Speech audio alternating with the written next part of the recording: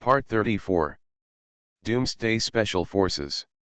Author, Huanjing Chengzhu. Chapter 331. Apocalypse Hunter. I mean, there are a lot of life forms ahead, a lot of them. Apocalypse repeated his words again. Yeah. Yes. There are a lot of life forms ahead. Which one would you like to eat? With soy sauce or with horseradish? When eating, what, after advancing in this narrow passage for more than 50 hours, Wang Feng, who was already in a semi-conscious state, only reacted at this time, quickly turned off his flashlight and stopped moving forward. After Wang Feng stopped, he moved his body well and refocused his mind. Now Wang Feng began to feel fortunate that he had taken that trip in Ganlin County before entering here. If it weren't for that road, his state of mind became very peaceful. Maybe he would not have been able to hold on until now and would have collapsed. Apocalypse. How far are those creatures from us? Wang Feng, who felt that he had almost recovered, asked in his heart. 2 kilometers away. Tiankai's answer made Wang Feng sweat coldly. Fortunately, the flashlight in his hand had been shining on both sides of him, not directly at the end of the passage. Otherwise, in this dark environment, he might be discovered by those unknown creatures. What level are those life forms? Wang Feng wanted to confirm. I don't know. I can feel their existence, but I can't accurately perceive their biological level and number. I just know that there are a lot of them. Tiankai's answer made Wang Feng very helpless. He stopped there and thought for a long time. Tiankai said that there were a large number of life forms ahead, but the diameter of this passage was so big, which meant that these life forms were very small, or the passage ahead would suddenly expand. This news was not good for Wang Feng. He would rather face a powerful creature than a group of small low-level creatures. After all, this was underwater, and his movements were completely impossible to be as flexible as on land. Therefore, the more hostile creatures there were, the more disadvantageous it was for Wang Feng. However, Wang Feng did not intend to give up. He leaned to the side and slowly groped forward. Because the distance to enter this passage was too far, he turned off the strong light flashlight, so now this passage can be said to be in a state of no light, and even Wang Feng's eye of heaven has lost its function, and he can't see anything at all. In this claustrophobic underwater, coupled with this absolute darkness, Wang Feng couldn't help but feel a little depressed, but fortunately, now he knows that there are unknown creatures in front of him, which can keep his spirit in a state of tension, and it is easier to adapt than when there was light just now. Touching the edge of the passage with his hand, going down all the way, although it was pitch black in front of him and he couldn't see anything at all, Wang Feng still stared at the front with his eyes wide open.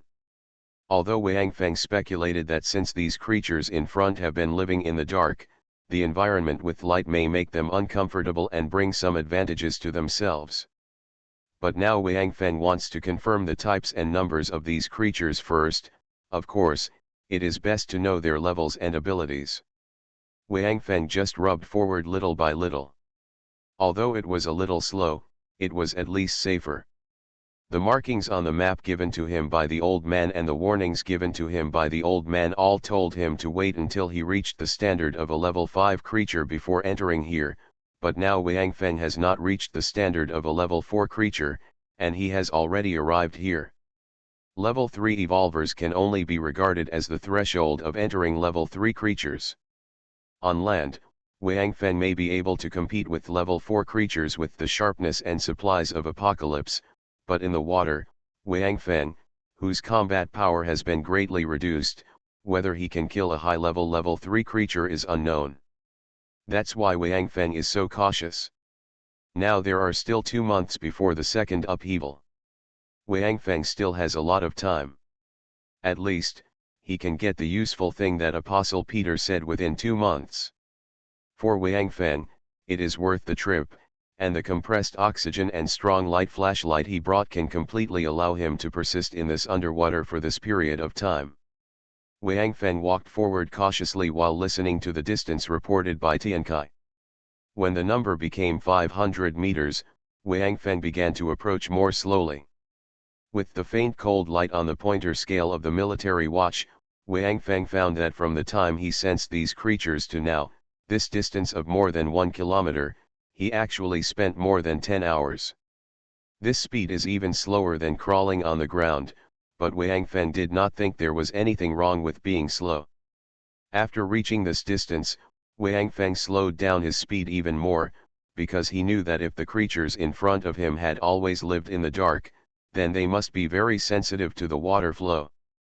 Just now, Wang Feng used his hand to feel around the edge of the passage, and he found that the diameter of the passage had not changed, and there was no expansion. Tiankai's report also said that these creatures should be small creatures, because their gathering range did not exceed this passage, but the range they occupied in the passage was very long. From the moment he felt the existence of these creatures, as Wang Feng advanced, Tiankai could feel that these creatures were constantly increasing. As Wang Feng advanced, Tiankai's perception range also continued to advance, but until now, it had not sensed the end of the group of creatures. Wang Feng even speculated that this passage would be filled with these creatures from 500 meters in front to the end. This was a huge test for Wang Feng. He was unwilling to retreat, but he continued to move forward. With such a large number of creatures, even if they did not pose a threat, how long would it take to kill them all? Could his physical strength last that long? But thinking of retreating, Wang Feng directly rejected this idea. He almost collapsed when he came here. It was because he was in a calm mood when he came in that he was able to hold on for so long. If he retreated now, he must be very depressed. Maybe before he even walked halfway, his rationality would collapse and he would become a real madman. Humph. Keep going. At least I want to know what this ghost thing looks like. Wang Feng gritted his teeth and continued to walk forward slowly. After walking another 100 meters, Wang Feng stopped again. After thinking for a long time, he quietly retreated back until he was 1 kilometer away from those creatures before he stopped. Wang Feng suddenly figured it out. He was only 300 or 400 meters away from those creatures just now. But let alone 300 or 400 meters, even if it was 3 or 4 meters, in that place without light, Wang Feng could not see the appearance of that creature. The sky is all weather, and it can be as bright as day in the dark, but there is a prerequisite, that is, there must be light. In the current situation where there is no light at all, the sky can't play any role at all. After Wang Feng retreated, he took out a piece of roasted meat from the apocalypse space and put it in his mouth to bite it. These days, he ate this kind of previously roasted mutant meat. Fortunately, it was this thing. If it was with steamed buns, it would be impossible to eat it. Whether it was because he was underwater or because of the water pressure here, if Wang Feng was not an evolver with a strong physique, he would have died under the water pressure at this depth. After eating several pieces of roasted mutant meat in a row, Wang Feng began to sit quietly in the passage and adjust his state. He didn't need to drink water, because now as long as he opened his mouth, water would automatically rush into his mouth under the action of pressure. When he ate the mutant meat just now, he had already by the way drunk a lot of water. When Wang Feng felt that his mentality and body were ready, he took off the compressed oxygen in his mouth, replaced it with a new one, and then summoned Apocalypse directly. With his other hand, he raised a strong flashlight and pointed it at the front of the passage. This was Wang Feng's idea. He retreated so far to leave himself a buffer space, and then turned on the flashlight to see what kind of creatures he was about to face. Although this was a bit risky, who knew what the unknown creatures would react to when he turned on the flashlight? If they swarmed up directly, Wang Feng might not have time to escape, and could only stay here and fight them hard. However, Wang Feng had already thought of this situation and had a way to deal with it. At least, he was sure that he could get away unscathed. Wang Feng relied on his ice ability. This was underwater, the most suitable place for ice ability to be used, and this passage was not large. Wang Feng was fully confident that he could use Ice ability to freeze this passage for a section and block the route for these creatures to attack him.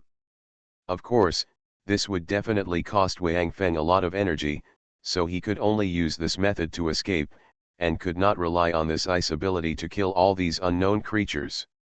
Because he had never used the Ice ability on a large scale, Wang Feng did not know how much energy was needed to freeze such a large area of the passage, and the freezing range could not be too short. If it was too short, the defense would be insufficient, and the unknown creatures might rush through it directly, which would be troublesome. Anyway, he had made up his mind, and Wang Feng no longer hesitated. He stared at the end of the passage and turned on the strong light flashlight in his hand. At the moment when the light came on, he finally saw the appearance of the group of unknown creatures. Doomsday Special Forces. Author, Huanjing Chengzhu. Chapter 332. Xiaolei. How do we deal with these guys? Outside the center of Juking City, Lu Feng frowned at the closed entrance of the underground fortress and asked Duan Lei beside him, "Why don't we just blow it up?" "No need. I think they will come out soon." Duan Lei shook his head gently. "It has been 5 days since Wang Feng left here. They have just cleared all the zombies in Juking City." What surprised him was that the group in the center of Juking City remained silent and did not move at all after their people were caught and the 3 rockets they launched were destroyed. Duan Lei ignored them and directed the people in the Hope Base to kill zombies while organizing people to clean up the supplies in Juking City. A long line of large trucks was formed, constantly traveling back and forth between Juking City and the Hope Base. During this period, Lu Qiang should be the happiest and busiest person. Unlike others were staring at the supplies in Juking City, but Lu Qiang was always struggling with the corpses of those zombies. To him, these were all food, right? Of course, it doesn't mean that Lu Qiang's taste has become very strong, but with these zombie corpses, his food storage plan can be implemented faster, but compared with those supplies, zombie corpses are more cumbersome to handle. After all, the strengthening liquid in the zombies' heads cannot be wasted, and they must all be taken out. When Wang Feng left, he just absorbed all the energy from the zombies they killed before, most of which were high-level zombies. When they killed these low-level zombies later, Wang Feng had already left, so the strengthening liquid of these zombies still needed to be taken out one by one. So now Lu Qiang has found a huge factory area in Ganlin County to serve as a zombie processing plant. All the zombie corpses pulled back from Juking City are first concentrated there, and then a special person collects the strengthening liquid there. After the collection, the zombie corpses are sent to various farms for cultivation of crops. Before, only the farmland in Ganlin County could get a large number of zombie corpses. Because most of the farmland outside was sweet potatoes and corn, there were fewer zombies, and the growth cycle was correspondingly longer. Because the crops grown in Ganlin County were wheat, rice, millet, and other crops that humans like to eat more, which were also the main types of food stored by Lu Qiang. As for corn and sweet potatoes, they were no longer good things in Hope Base. This is human nature. When there was nothing to eat, a bowl of sweet potato corn porridge could make them lose their dignity. Now that they are full, they start to be picky. But there is no way. People's requirements for themselves are always getting higher and higher. If humans did not have this character, perhaps Hope Base would not develop so fast, and would not run to Juking City to clean up the zombies here. After basically clearing out the zombies in Juking City, Duan Lei gathered all the combatants and came to the entrance of the defense fortress. This was where Director Song and the 3 enhancers found Duan Lei and the others. After so many days of recuperation, Director Song's legs have recovered a lot, at least he can walk normally. After the last lesson, the Public Security Bureau Chief has obviously been much more obedient and no longer has any other thoughts. Now he dare not have any, especially now that Shalumi San Xiao has been following Duan Lei. I am afraid that even if Wang Feng wants to do anything to Duan Lei, it will be very difficult. Now the entire Juking city is full of people from the Hope base, who are constantly searching for various supplies and loading them away. Fortunately, there are many vehicles in Juking city, most of which can be started directly. Some of them cannot be started because they have been abandoned for too long. After a little repair, they can be used normally. At least it is not a problem to drive to the Hope base. This is also why Doomsday launched a mobilization order in the base.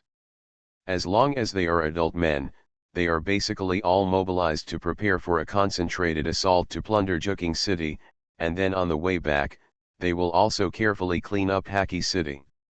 Compared with killing zombies, this project should be more time-consuming, especially in Haki city, because after the bombing of missiles, many buildings have collapsed, especially the area of the Sci-Fi base, which was originally the city center, and now it has become a ruin.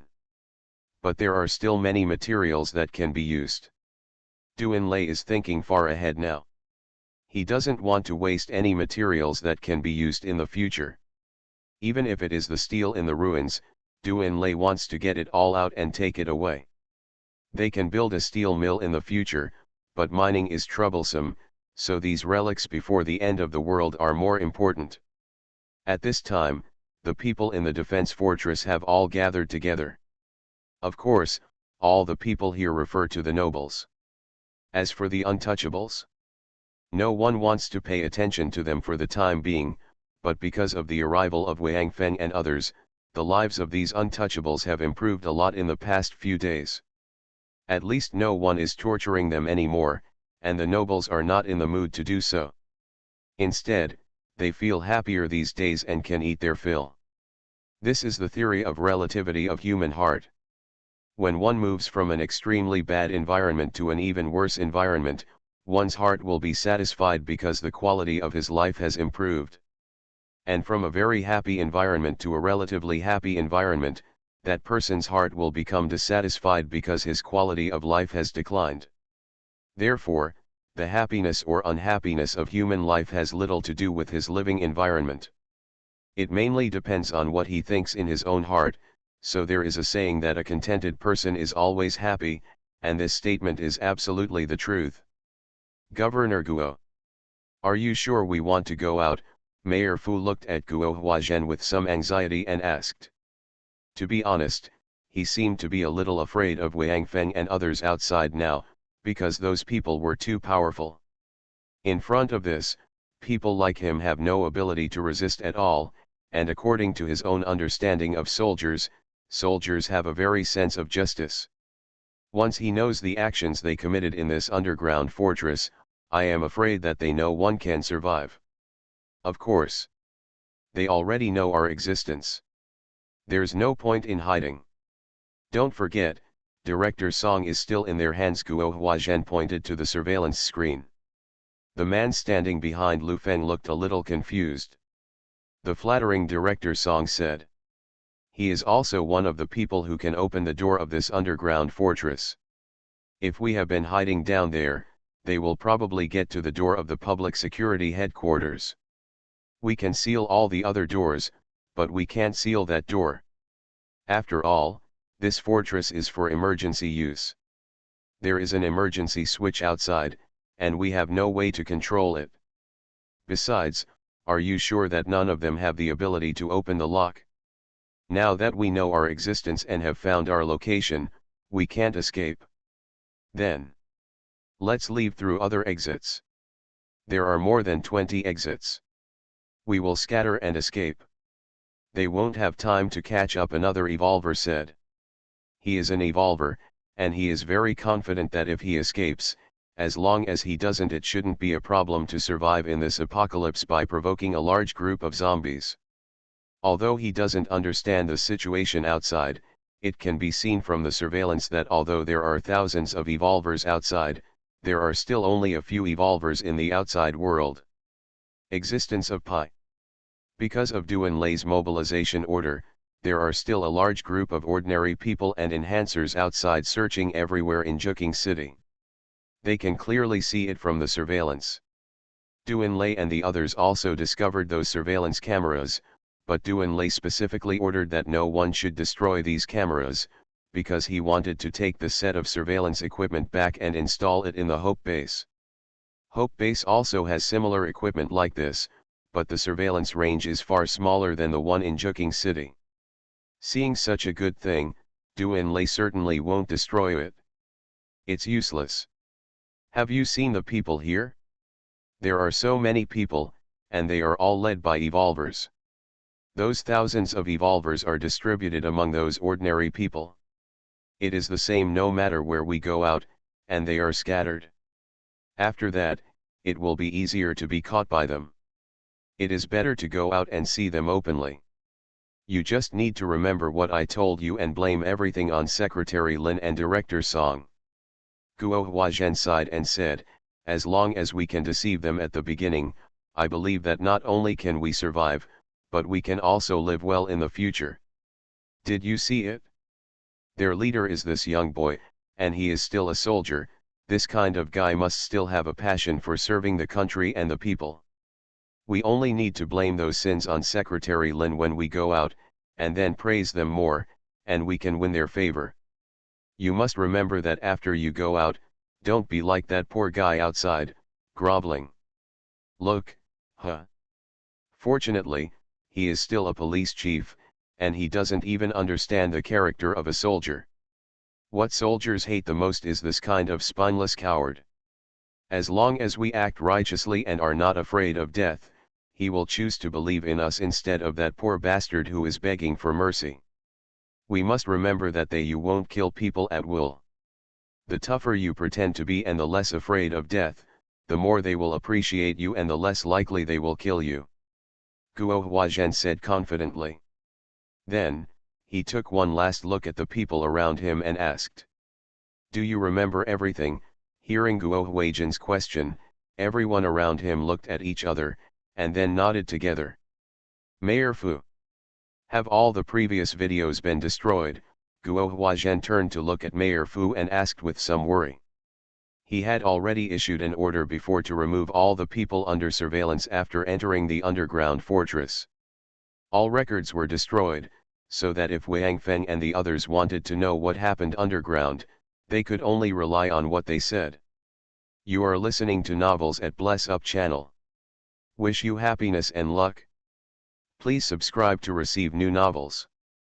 How do you feel about this novel? Please like and leave a comment. Doomsday Special Forces. Author, Huanjing Chengzhu. Chapter 333. Seeing that his question was confirmed, Guo Huazhen took a deep breath, stabilized his emotions, and then said, "Let's go. Let's go out together and meet that little guy." Kuka, the entrance door of the defensive fortress opened in front of Doomsday and others. Guo Huazhen led the nobles and filed out of it and came to Doomsday. Doomsday looked at Guo Huazhen in front of him. This man looked a bit majestic. He might have been in a high position for a long time before the end of the world. He naturally had an aura about him. Ordinary people might feel very stressed standing in front of him. But this kind of momentum is of no use to Doomsday. After all, he is now one of the leaders of a base with a population of millions. Generally speaking, except for the instructor who can make him feel guilty, other people want to use it. His own momentum overwhelmed him. It was just a dream. Hello. I am Guo Huazhen, the mayor of Juking City. Who are you? What is your position before the end of the world? Guo Huazhen came to Doomsday and asked in a deep voice. Doomsday couldn't help but nod secretly in his heart. This old guy still has some skills. He showed his identity when he came up and asked him directly about his position before the end of the world. If he followed his words, it would be equivalent to admitting that his status was not as good as his, because he is the provincial governor, and at his age, no matter what happens before the end of the world, he will never surpass him in official positions. If this continues, this old guy will have an advantage in status and can guide this meeting in his own way. Of course Doomsday will not be fooled by him. If Guo Huazhen is an old fox, Doomsday is you little hooligan, Who on earth told you about your identity before the end of the world? I am playing with your current identity. This is the end of the world. If I have the strength, I will be the king. Who has so much time to talk nonsense with you? Now Doomsday can't wait to solve all the things here immediately, and then rush back to arrange the Hope base. With so many extra supplies, vehicles, and equipment, Doomsday must quickly complete all the defense systems in Jiangguantown. Even if he can't to improve, at least put up the shelf first. Who knows what the second upheaval is? What happens after that? Will there be new mutations emerging? Will the ordinary people in the Hope base, or the enhancers, be inexplicably infected like they were during the first drastic change? Doomsday needs to consider and prepare for all these possibilities. He has no intention of scheming with this old man here. Doomsday has already learned how to survive in this apocalypse. If I think you deserve to die, then I will do it directly without going. Prove why you deserve to die, as long as I have the strength to kill you, don't you accept it? Okay. If you want to move, you will die if you don't. What position before the end of the world? Doomsday asked doubtfully. In fact, he was deliberately pretending to be stupid.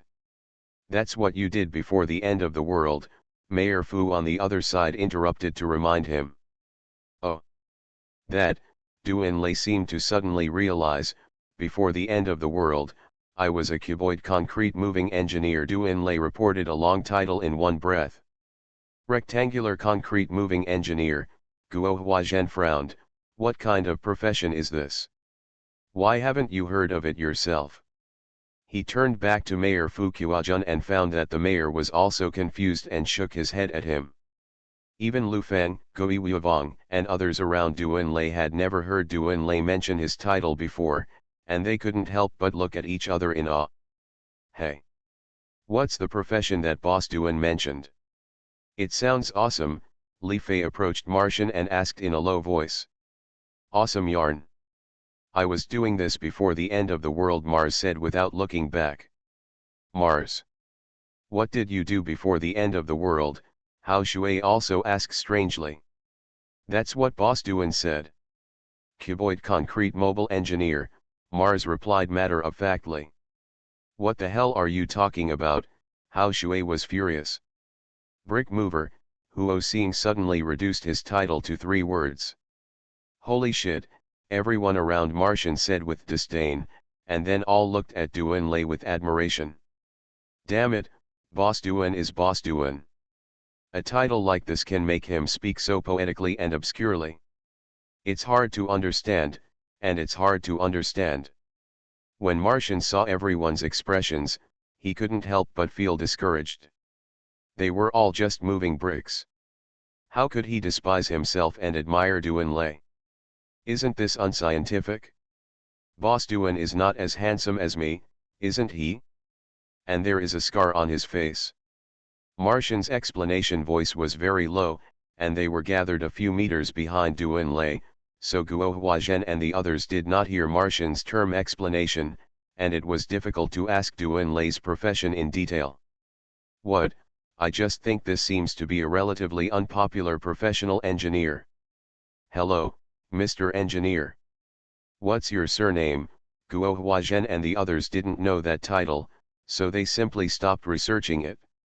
Anyway, although it sounded quite high-ranking, it didn't sound as loud as the provincial governor himself, so he simply ignored it and asked Doomsday's name instead. Don't call me an engineer. That was my profession before the apocalypse. After the apocalypse, I have changed careers. Now I am the Commander-in-Chief of the Hope Base. You can call me Commander-in-Chief Doomsday. Doomsday corrected him unceremoniously and pointed out at the same time, knowing his current identity, he suppressed what Guo Huazhen said. In fact, Doomsday's identity has not been officially appointed in the Hope Base. Anyway, everyone knows that, except for Wang Feng, Doomsday is the biggest in the Hope Base. As for what he is called, everyone is more casual. There are Xiao Lei, and there are a series of titles such as Chief, Military Advisor, etc., but Duanlei feels that these are not very loud when spoken. Just remembering Fang Fang's self-introduction before, Duanlei felt that the commander-in-chief seemed to sound very loud, so he borrowed it directly. Anyway, the idiot Fang Fang was dead and would not come to trouble him for infringement. Equation, who was discussing with Dai Ji Unfeng how to take over a small town in front of him, suddenly sneezed, and then looked around inexplicably. After finding nothing unusual, he continued to discuss the attack plan with Dai Ji Unfeng.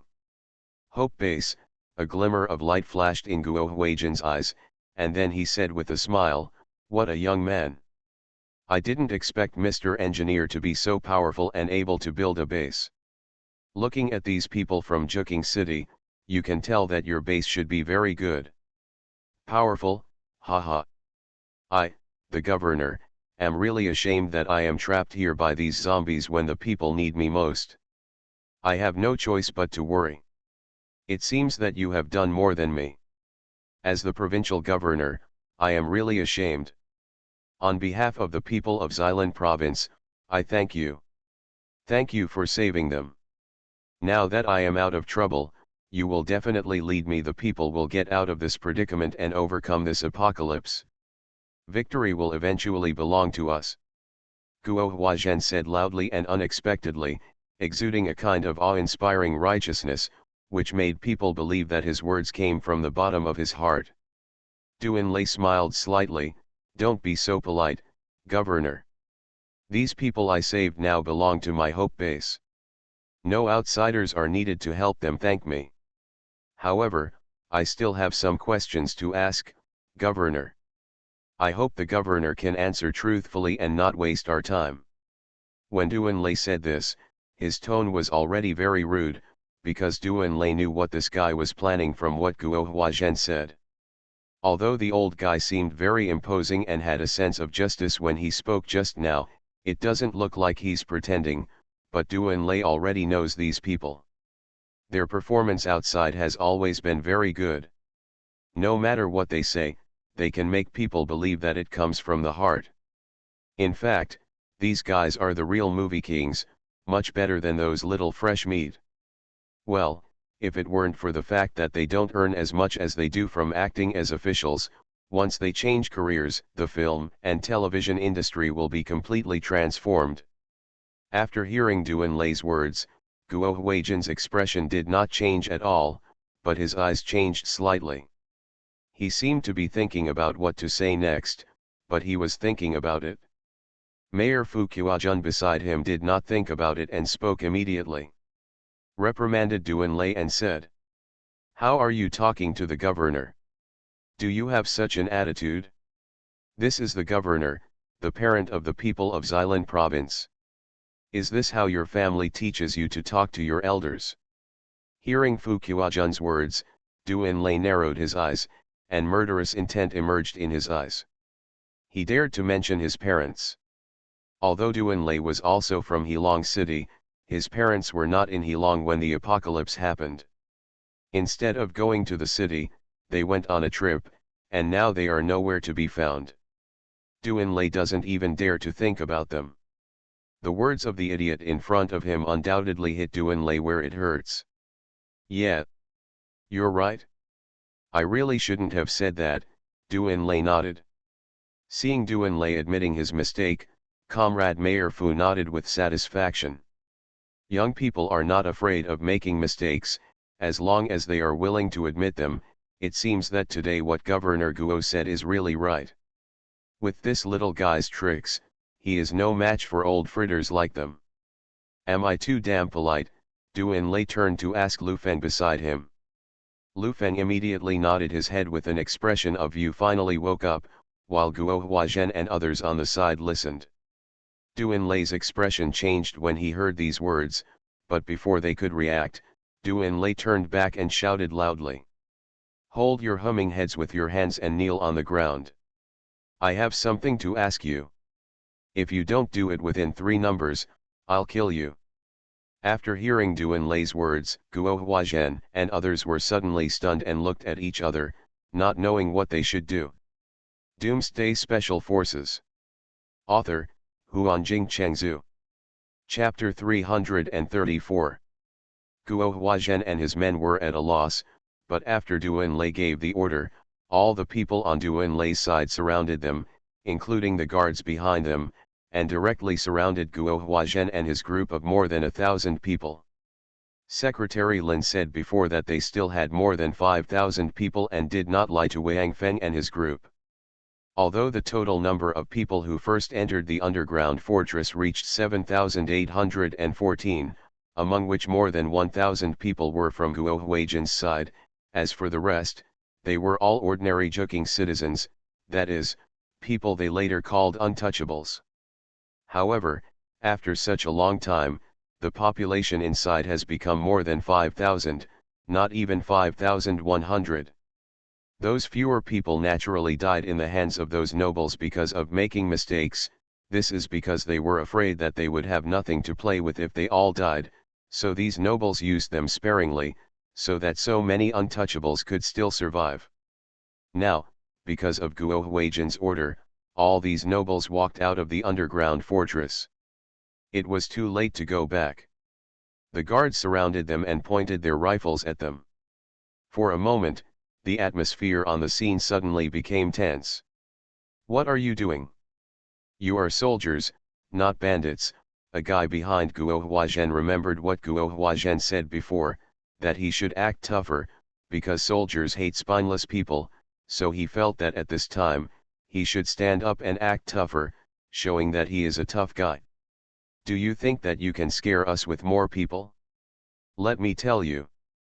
Even if we die, we will never succumb to evil forces. Behind us are tens of millions of working people. If you rely on your own strength, ignore the lives of the people and kill them at will, sooner or later you will be swallowed by this doomsday. Devour it, it's not too late to turn back now. Don't be stubborn." This guy was also righteous when he spoke, and he looked righteous, brave, and fearless, with an ugly expression on his face that said he was not afraid of death, so after saying this, he died immediately, and his death was ugly. It was Lu Feng who took action. He didn't wait for Duan Lei to say anything, and he took action directly. Lu Feng was still a little dissatisfied with Duan Lei's performance just now. He talked too much nonsense and was obviously dragging the word count. After these idiots came out, you just came up and shouted this, wouldn't it be better? Now maybe this period has passed, and this guy let you drag it, it's really no one else. Lao Huan, I'm considering whether to write Lu Feng to death quickly, this guy is too ignorant. Of course, Lu Feng did not hesitate to attack. He jumped over and punched the guy in the head before he could react. Blood and brain matter flew everywhere, and the red and white color merged. The headless body of the guy shook for a while, and then fell straight to the ground, with his limbs still twitching. The people standing around him quickly dodged and looked at Lu Feng in horror, as if Lu Feng was a demon from hell. They didn't know that the look they gave Lu Feng now was far less fearful than the look those untouchables gave them. In their eyes now, there was only fear, while the look those untouchables gave them when they were dying was full of deep resentment and endless hatred. 1. Seeing Lu Feng's action, Duan Lei did not react at all, but just spit out a number gently. He just said within 3 numbers, so he had to count first. The eyes of the people behind Guo Huazhen were all focused on him. The death of that stubborn guy made them begin to doubt what Guo Huazhen said just now. Didn't he say that the less afraid of death, the less likely he would die? What happened to the headless guy on the ground? Was it an accident? 2. Duan Lei counted directly without much pause. Seeing Duan Lei's cold eyes and murderous intent in his eyes, Guo Huazhen's body shook and he knelt directly on the ground. At the same time, he raised his hands and put them together behind his head. Oh my God, the people behind him immediately cursed in their hearts. This Nima said so confidently in the inside, just like the humming truth. As a result, after seeing that idiot who believed him was looking for death, he actually became the first softie. Isn't it said that soldiers hate softies the most? However, even though they cursed in their hearts, Seeing Duanlei opening his mouth to say the fatal three, these nobles who had just come out of the underground fortress knelt on the ground in unison, holding their heads with their hands, and made the same movements as Guo Huazhen, without exception. During the days in the underground fortress, they indulged in sensual pleasures and had long lost their humanity. They were cruel to others and selfish to themselves. They had long forgotten what dignity was. Even the head of a province who used to be in a high position and regarded his face as his life, knelt on the ground without shame, behaved very docilely, with only fear in his eyes, no reluctance or humiliation. Old Lu. You come and ask them about what happened during this period. I'll go down and take a look inside. Duanlei saw that all these people knelt down, so he said to Lu Feng. I'll go down. Lu Feng immediately objected. Who knows if these grandsons have set any traps down there? Duanlei is just an enhancer now, and he can't have any accidents, especially since this is a defensive fortress, and there may be some remote control devices inside. No need. I've known about this kind of defense system before. It's okay. Duanlei shook his head gently, and there are 3 little ones following me, don't worry. Guardian warriors, follow me halfway down and search below. After saying that, Duanlei walked straight to the still open entrance and entered the underground fortress. The 3 little ones naturally followed closely behind. Lu Feng raised his head and nodded to Tang Haoshan. Tang Haoshan understood and turned around and followed. The Mars trio looked at each other and followed happily, ready to search inside. Hey! Mr. Governor, Lu Feng saw Tang Haoshan and the Mars trio follow together, and he was a little relieved. He turned around and shouted to Guo Huazhen. You say, Guo Huazhen's face was very ugly now. He had prepared 3 strategies, all of which were used to subdue Duanlei and his men. Who knew that he had no chance to say what he wanted to say, and was blocked by Duanlei, which meant that all 3 strategies were useless. Now he just hoped that when Duanlei and his men saw those untouchables would tell Duanlei and his men what he had ordered before.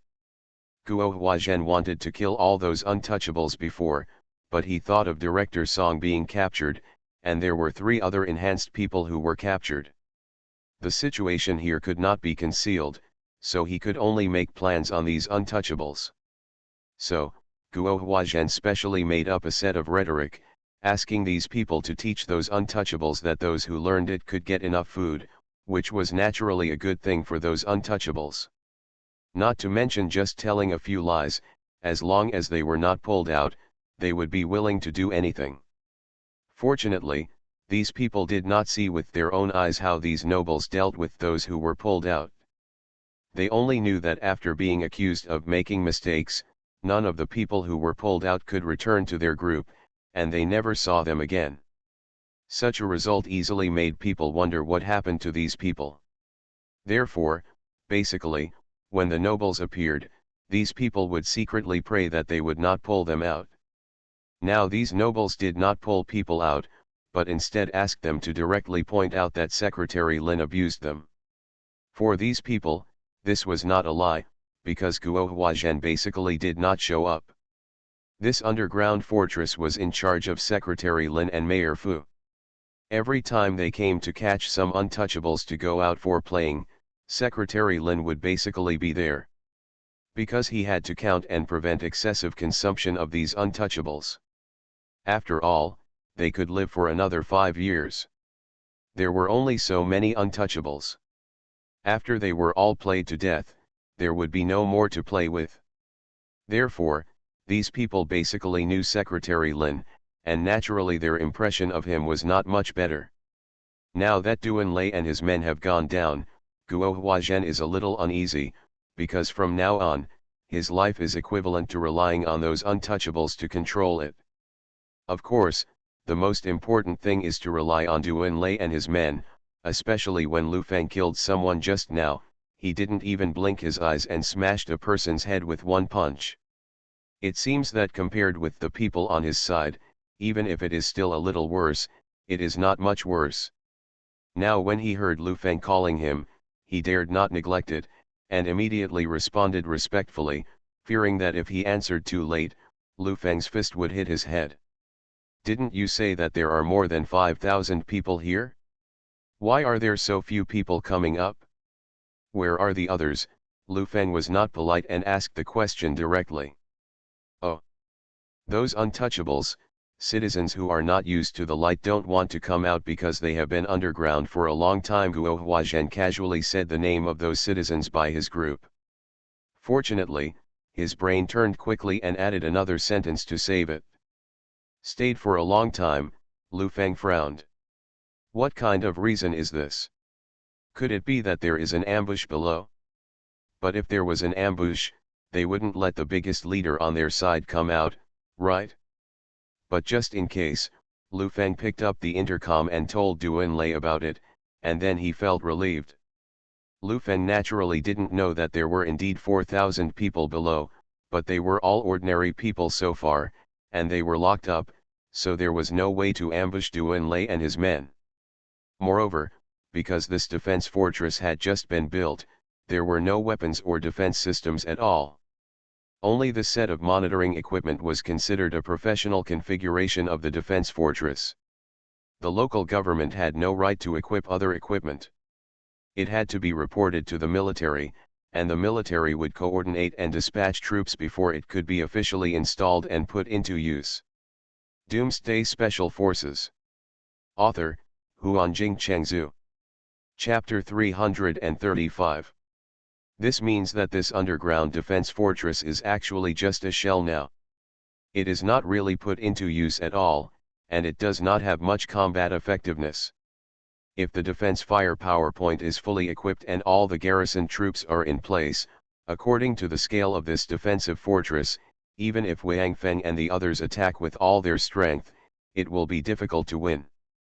Now it can only be said that they got a bargain. If this underground defense fortress was built in Heilong City, it would be perfect. It can be said that the Hope Base is really as stable as Mount Tai. The weapons in the reserve base are assembled into among this defensive fortress. At least this fortress cannot be broken by zombies. However, it is impossible for such a large fortress to be moved to the Hope Base in its entirety. It is estimated that the monitoring system and the mountains of food still inside can be moved away. The other materials used to build the fortress are of little significance to them. Although this fortress was personally proposed by the governor and built under the leadership of the mayor, no one dared to cut corners, but instead of breaking open the concrete to collect the steel bars inside, it is better to keep this fortress. Maybe it can be used in the future. Arrive. After Duanlei and the others went down, Lu Feng just asked a few random questions. He also knew that these guys probably wouldn't tell the truth to him, so whether they were dead or alive, and how long they could live, depended on what happened after Duanlei went down. As a result, Lu Feng wanted to kill all these guys anyway. He had already heard about the 3 rockets. That's why he rushed over immediately, just to avenge himself, because the 3 rockets that could threaten him at that time were actually him. The others were all evolutionaries. Even if they couldn't hit the rockets, as long as they were in, if the rocket leaves the impact point before it explodes, you will basically not be harmed. After all, the rocket is not a missile, and the explosion range is only a small amount. Even a power evolution can escape from it within 2 seconds. Explosion range. Duanlei and the others did not stay down there for long. They came out about an hour later. When they came out, they were followed by those joking citizens who were called untouchables. Their image was in sharp contrast to Guo Huazhen and the others. Although Guo Huazhen and the others, all these people had been put into new clothes before, but the long-term hunger and fear had made these people look haggard and listless. Compared with Guo Huazhen and the others, who were all fat-headed and red-faced guys, it was obvious at first glance that they could not be a group of people. When Duanlei went down to find them, they were still locked up in the area that belonged to them. Within, but even though the door that separated them from the nobles was very advanced, it still couldn't stop Duanlei and the others. Because the guy who claimed to be able to open all the locks in the world with a pack of instant noodles in the Blue Water Garden followed Duanlei this time. He was a member of the Guardian Warriors, and his name was quite good, Zhang Ruhao. It sounds like he should be a guy from a scholarly family, but he didn't expect that his specialty is unlocking. And the most outrageous thing is that this guy's superpower is actually related to unlocking, because his superpower is that he can harden soft things in an instant, huh? Lao Huan knows that you will do the same, but Lao Huan is really serious this time. The hardened things are not what you think, but things like chewing gum and plasticine that can be molded into various shapes of soft stuff. Of course, if yours can be molded into various shapes at will, and can continue to maintain its shape after hardening, okay. You are awesome. But you can already take your hands out. You don't need to prove this to Lao Huan. This time down below, Zhang Ruhao stole the show, making the Martian trio envious. They kept pestering him, hoping that this guy would teach them a trick, but Zhang Ruhao was really annoyed after being pestered. So I had to teach them some unique skills first, and let them practice them before coming to see me. Naturally, the little tricks were some tricks like digging out doors and picking locks, but even that made Martian and the others very happy. They started looking for some locked cabinets, doors, and the like to show off their skills. As a result, Duan Lei was asking these joking citizens when the question came up.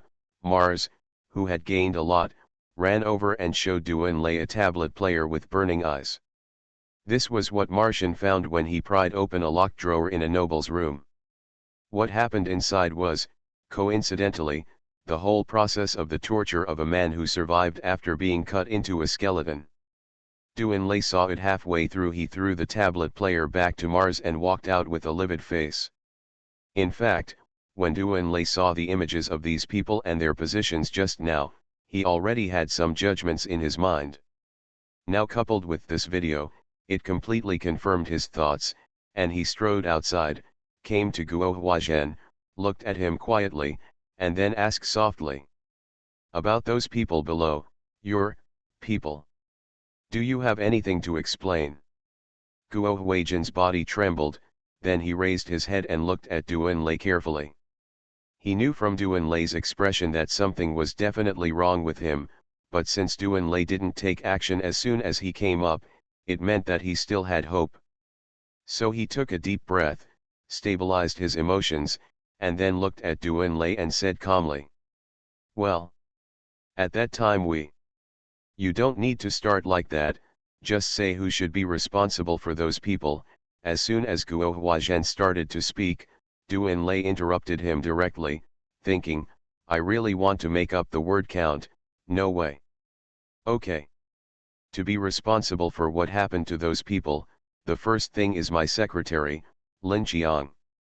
I was threatened by him after I came here, so basically I don't care about anything in this defensive fortress. Duan Lei, after interrupting the conversation, Guo Huazhen had no choice but to stop, think again, organize his words and said. After seeing you at that time, I wanted to come to see you, but it's just because Secretary Li is very powerful, and Director Song is their lackey. You're lying. It's obviously you who sent us there, Director Song shouted at the side. He couldn't bear the blame no matter what. Now he has seen that these people are also ruthless people, so it's better not to offend them. If you offend them, you will definitely die an ugly death, so I quickly defended myself. Duan Lei frowned when he heard this guy interrupt. Tang Haoshan punched Director Song hard on the head, knocking him unconscious and saying, Who the hell told you to talk? No collusion in confession. Fortunately, Director Song was knocked unconscious by him, otherwise he would have been pissed to death when he heard the sentence. Damn, is this called collusion? I'm obviously redressing my grievance, okay. You can continue. I think no one will interrupt next, right? Duan Lei looked at Guo Huazhen and said softly. His calm expression was noticed by Guo Huazhen. For some reason, the hairs all over his body stood on end, and he couldn't help but shivered. Well. Then they came to find you. I don't know why you had a conflict. Then he was killed by you. After that, We waited quietly inside, because it seems that you still don't lack a sense of justice. I know you will kill all the zombies and save us. After Guo Huazhen finished speaking, he looked at Duanlei with some hesitation. He didn't know whether he should say the words he originally thought of to persuade Duanlei. I'm afraid that if I say it out loud, it will have the opposite effect. Which bastard gave the order to fire those 3 rockets? Lu Feng stepped forward at this time and asked loudly. In fact, he wanted to ask this when he first got here, but he has been delayed until now. Of course it's Secretary Lin, or Director Song, because the 3 people who fired the rockets are with them, Guo Huazhen said quickly. Listening to Lu Feng's name for that person, any fool knows that this kind of pot is definitely you can't memorize it, otherwise, there will definitely be no good fruit to eat. Moreover, he had long recognized that Lu Feng should be the mortal man who was lying there with his body broken in 2. Didn't he expect that it had just been a few days? Just come back alive and kicking again? No wonder someone helped him sew the 2 parts of his body together. Who are these guys? There are many masters, strong combat power, and well-equipped equipment. He is a dignified provincial governor, but after this apocalypse, he is worse than a young boy. Could it be that his cuboid concrete moving engineer job type is particularly suitable for this apocalypse? If I had known that, I would have studied this major. Why would I have become a provincial governor? As a result, even my life is now in the hands of others. Guo Huazhen's answer was already expected by Duanlei. He slowly knelt down, looked at Guo Huazhen's face, smiled softly, and asked, "Are there all the citizens who were killed by you? What's their damn crime? You won't kill someone innocently, right?" "Of course.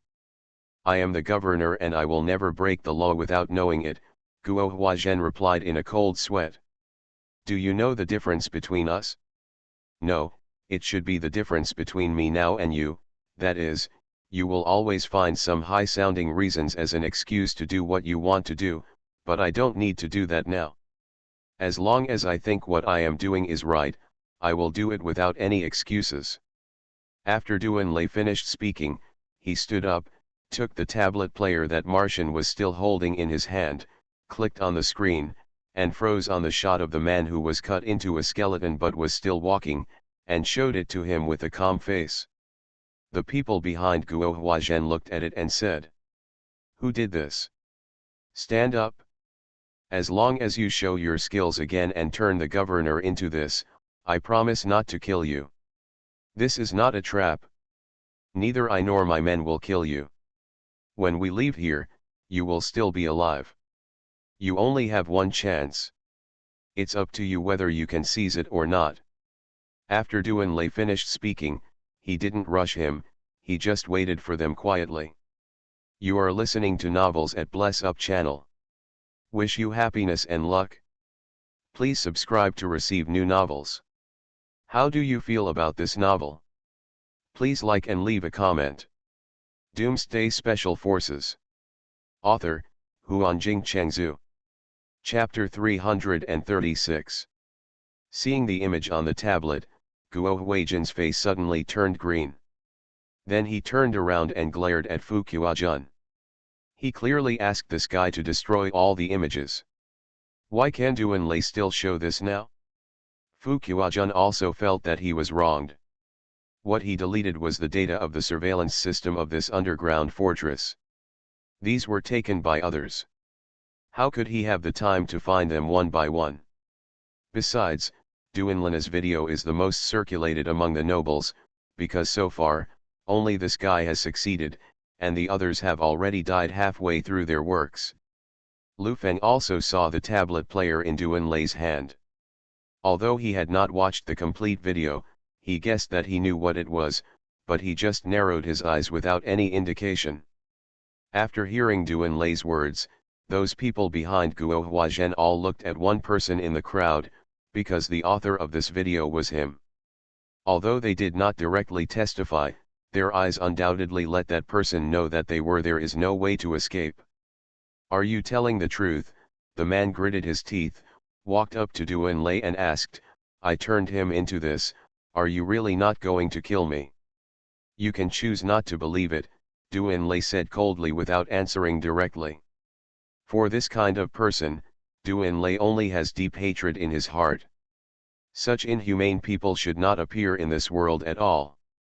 Okay. I need some tools. The man didn't say much and nodded directly. Anyway, if you don't do it, you will die, so you might as well give it a try. You guys go down with him to get the tools, Duanlei turned around and said to several guardian warriors.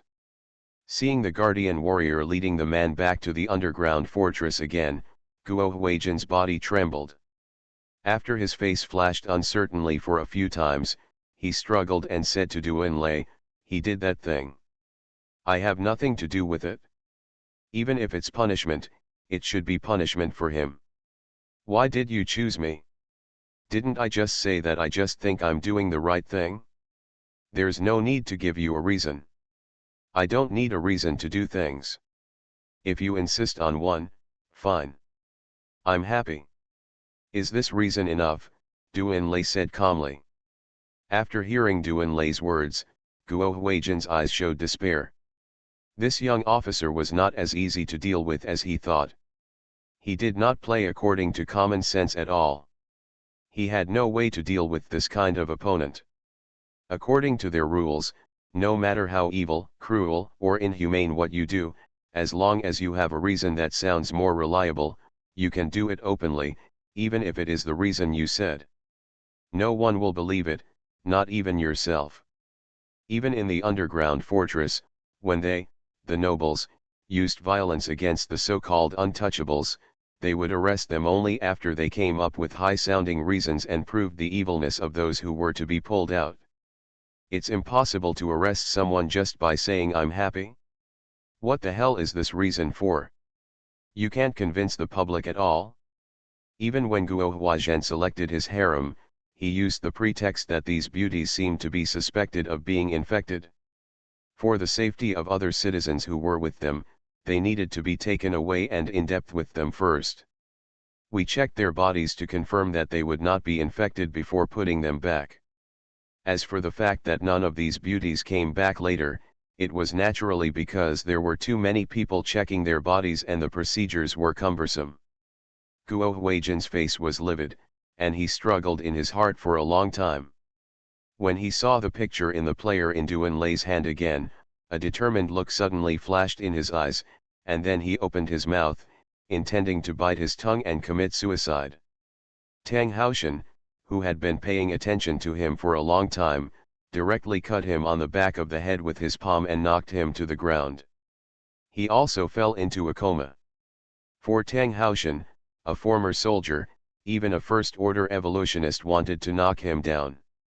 You don't have any difficulties, and he followed Duanlei down before and saw the entire video. Of course, he won't let this bastard die so easily. In about 10 minutes, the Guardian soldiers who went down came back here with the body modeling artist and brought back a large iron frame that was as tall as a person and a box. This comrade artist may have risked his life, and it seemed that he was too brave. He was no longer so nervous. He looked at Guo Huijin who was unconscious on the ground, and then at Duanlei.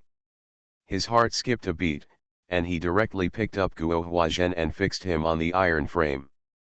Then he opened the box, and the things inside made everyone look a little creepy.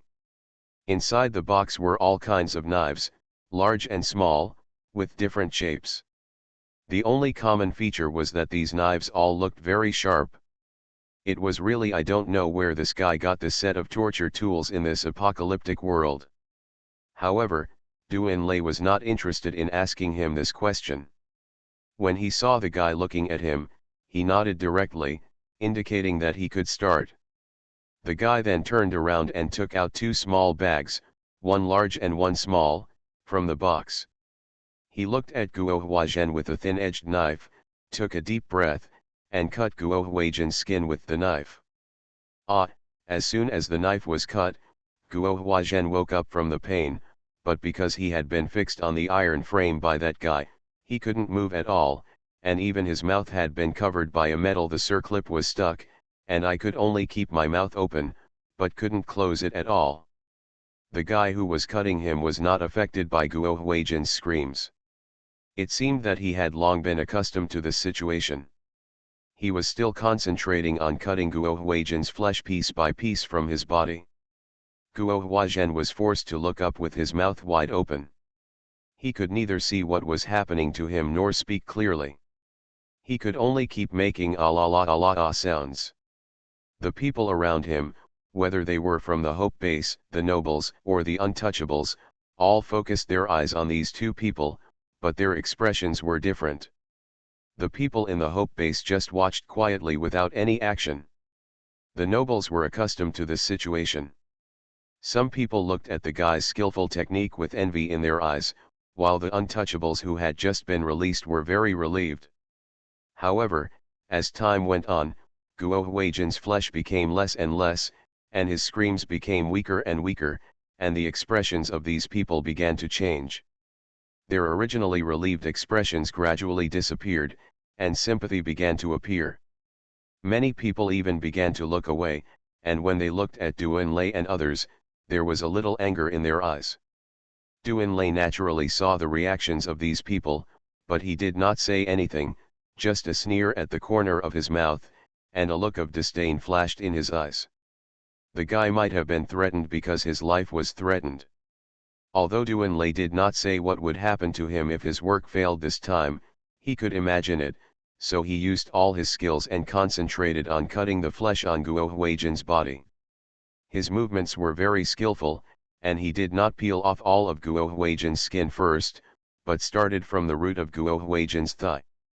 After cleaning a circle of meat at the root of Guo Huijian's thigh, he took out a can of liquid from the box and used this can of liquid to seal the wound on the upper part of Guo Huijian's thigh to stop the blood from flowing out, and then began to cut off all the flesh on his thigh, revealing the white bones inside. First the legs, then the arms, and finally, Guo Huijian's body. After the work on the limbs was completed, basically none of the survivors, who were called untouchables, watched anymore. They all shifted their gazes and looked at Doomsday and the others with great anger. Guo Huijian's entire process lasted for 2 hours. When he finally finished, Guo Huijian's shouting had disappeared, but because his internal organs and trachea were not damaged, he could still hear heavy breathing from his mouth, and the expansion of his lungs and heart in his internal organs could be seen clearly. The guy who performed the operation on Guo Huijian was indeed a talent. I don't know what method he used to fix Guo Huijian's internal organs. Without the cover of his belly, Guo Huijian's intestines did not flow out, and they remained where they should have been. After finishing his work, the guy looked back at Doomsday and found that Doomsday did not react, so he tapped the iron frame a few times and released the mechanism that was stuck on Guo Huijian, freeing Guo Huijian. At this time, Guo Huijian looked similar to the image of a mutant skeleton. His head had become a skull, with only 2 eyeballs remaining in the uncovered eye sockets. After being freed, Guo Huijian's first action was to look down at his body. The eyeballs without skin were moving, which was very scary, but he could not feel it. When he saw that his body had become a skeleton, he put his hands in front of him and found that they looked the same, and he could not help but let out a wail from his throat. Ha! Since his mouth was not covered, Guo Huijian could only make this meaningless sound. Then, he turned around and looked at his subordinates. 2 arms made of bones waved at them, as if to express something, but at this time, he had lost that ability. Looking at the eyes of the people in front of him, Guo Huijian suddenly remembered his reaction when he first saw the man who was cut into the same shape as himself now. Doomsday Special Forces. Author, Huanjing Chengzhu. Chapter 337. I never thought this guy could survive. He's still alive after all this. This was the first thing he said when he saw that guy. At that time, there were 2 naked beauties beside him. The beautiful woman was obviously frightened by this person, but Guo Huijian didn't feel anything. He found that he seemed to be bolder after entering the apocalypse. Just like the skeleton in front of me. If I had seen this before, I would probably be scared out of my mind. But now, I am still in the mood to comment on him, huh? Regardless, this should be progress. Letting go of the two beauties, he walked up to the crumbling skeleton man. Listening to the whirring sound in his voice, Guo Huazhen shook his head dissatisfied. Why are the vocal cords damaged? It seems that guy's techniques are still needed. Improvement. Don't you know what he is going to say? After saying this, Guo Huazhen also knocked off the white bone claw that the skeleton man waved at him, looked into his eyes, and said mockingly, "Are you thinking that one day I will also change, like you are now? Ha ha. But at least you can't see it, it's up to me to see it." Now Guo Huazhen's dream has come true. He has really seen his body look like that. Although he is much fatter than that person, when he turned into a skeleton, his little advantage has disappeared. Listening to the whirring sound in his throat, Guo Huazhen thought of the skeleton man who stared at him with hateful eyes. At this moment, he was finally sure that his original understanding was correct. Maybe it was because of this man's curse that Guo Huazhen became like this now. He looked at his body and waved his two bone arms unwillingly towards his former subordinates, and also issued his curse. I hope all these people will become what he is now. Now he finally knew that it was one thing to watch someone suffer, but when the pain came to him, it was a feeling that no one would want to experience a second time. If, when I first entered this underground fortress, I had not undergone the changes that followed, and had not treated the ordinary citizens as untouchables, but had still treated them equally as before, would I not have been so cruel to myself now? Treatment. Every minute and every second he experienced just now made him regret why he wanted to live in this world. If he had not been born, he might not have to experience such pain. The flesh on his body was peeled away bit by bit. That kind of pain is definitely not something that ordinary people can endure. For the first time in his history, Guo Huazhen felt that he should not become an evolver. Because if he was not an evolver, maybe he would have died before he could wait until now. Now Guo Huazhen is looking forward to death extremely. He finally understands why those untouchables who were tortured in front of him begged for mercy. People killed them. At that time, he thought these people were hypocritical, but now he understands. Those people are not hypocritical, but really want to die. For what they are going through, death is really a kind of relief. Now, Guo Huazhen is finally free. His consciousness has gradually blurred, and the subordinates in front of him have slowly become illusory, until his world is shrouded in a dead darkness. Looking at Guo Huazhen, who fell to the ground on his back, Fu Qiujun and others remained silent. Now no one dared to speak, for fear that they would become the next one. When others were treated as targets of processing, they could gather around and comment with relish. But when this person becomes himself, it is no longer fun. It is called art to others and can be appreciated, but it is called killing to oneself and cannot be tolerated. This is their double standard. After Guo Huazhen fell, Lu Feng looked at Duan Lei, meaning to ask what to do with the remaining people on Guo Huazhen's side. Duan Lei looked at those people, suddenly smiled, and then said to them, "Among you, there are some. Anyone who thinks they have not done anything similar can come forward." Those people looked at each other, but no one dared to stand up, because they knew what they had done, and no one dared to express their innocence at this time, because they were afraid of being exposed by the people around them and using it as a way to please them. Duan Lei and their methods. Phew. It looks like there is no more. Duan Lei shook his head, looked at the man next to him who just turned Guo Huazhen into a skeleton, and said, "Accept him, kill them all. If anyone dares to resist, let this person do it again. The boy will process it for him and then remove the usable materials inside." Duan Lei then looked at the untouchables who looked at him with bitter eyes and hatred, hesitated for a moment, and finally sighed, "As for them, take them back."